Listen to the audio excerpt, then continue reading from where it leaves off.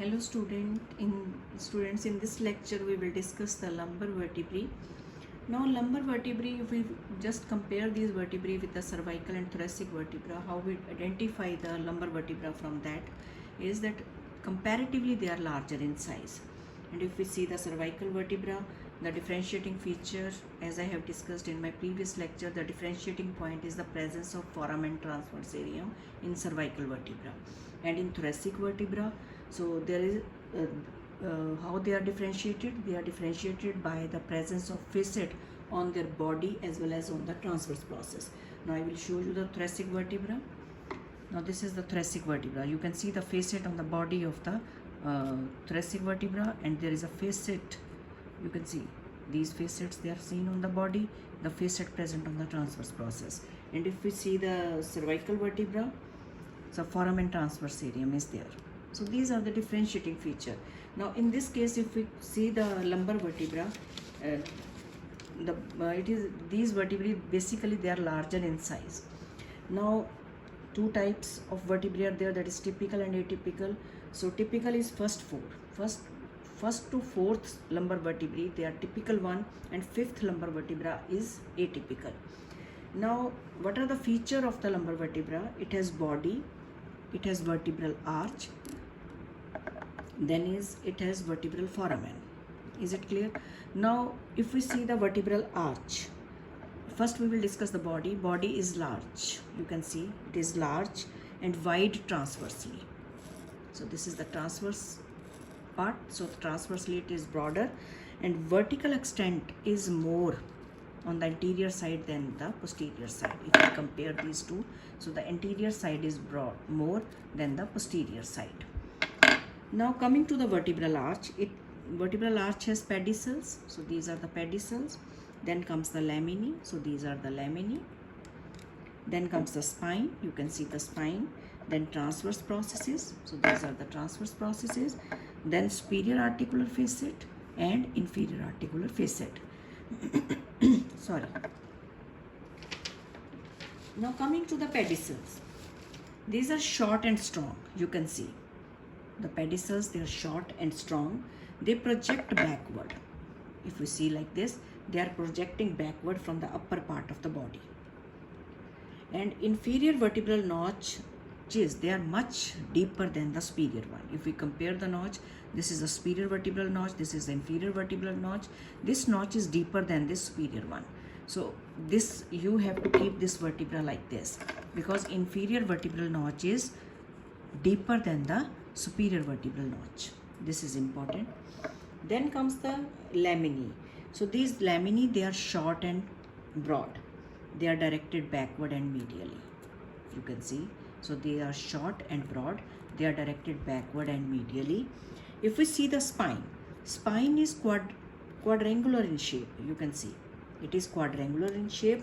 The posterior border and the inferior border of the spine is thick. So this is the posterior border, this is the inferior border. So that is thick. Then coming to this portion, that is the transverse process. The transverse process of the lumbar vertebra, they are thin and tapering. The posterior and inferior aspect of this, you can see the posterior and inferior aspect of this, they are just presenting a small rough elevation called as accessory process. So this is the accessory process, you can see in this side also. So this is the accessory process. Now coming to the superior articular facet. Now superior articular processes, or you can see, so these are the superior articular facets, they are lying farther apart from each other. If we compare this like this, so the distance between these superior articular facet is more than the inferior articular facet, you can see. So each process bears a process on the posterior margin, you can see here. So see, this is the mammillary process. So on the superior articular facet, on the posterior margin, there is a process called as the mammillary process. And the distance between the superior articular facet is more than the inferior articular facet. So this is the, you can say, demarcating feature of the typical lumbar vertebra.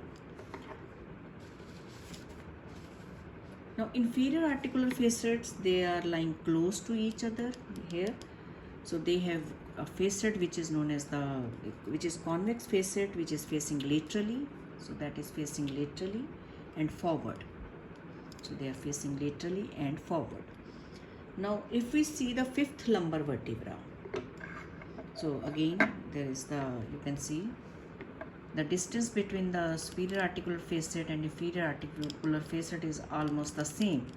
So this is the typical, or it may be opposite. I will show you another. You can see this is the another vertebra. You can see the superior articular facet distance and inferior articular facet distance. They are almost equal, or it may be opposite. That is, the distance between the inferior articular facet may be more than the superior one. So that is the atypical lumbar vertebra. Rest of the features, they are same.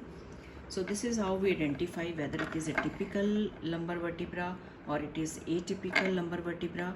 So atypical and typical lumbar vertebra, they are identified from the distance between the superior articular process and inferior articular process. So it is almost same in this case, you can see, or it may be it is more clear in this vertebra. You can see the distance between these two, superior articular facet and inferior articular facet, is almost same, or it may be opposite. That is, the distance between the inferior articular facet is more than the superior one.